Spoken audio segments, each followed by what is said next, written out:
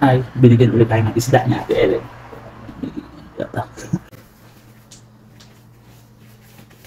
And we will clean them.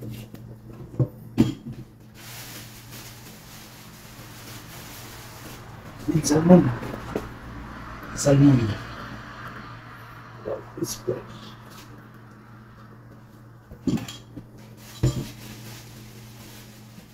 Salmon. Salmon to.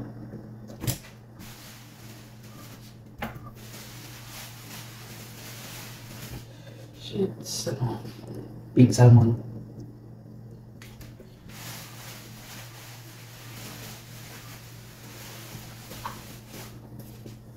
Wow.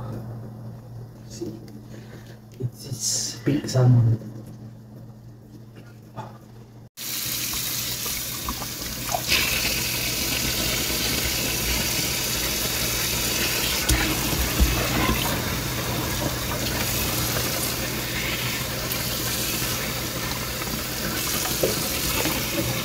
Dito.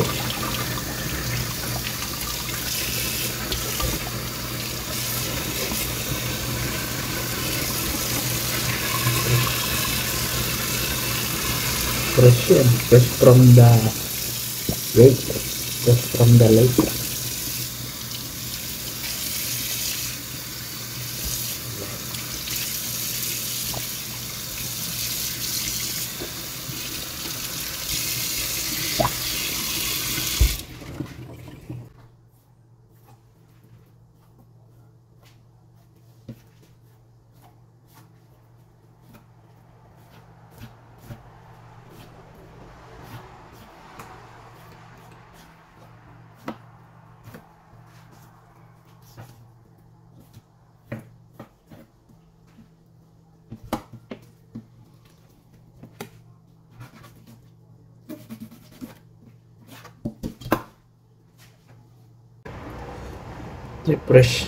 Freshly meat salmon.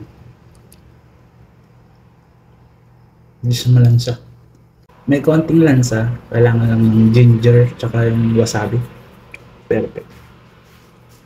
So ayan, nag-fillet nga pala ako dito ng malaking isda. So total of 2 yung finilay ko dito. Pang-ulam ko na yan in the next few days.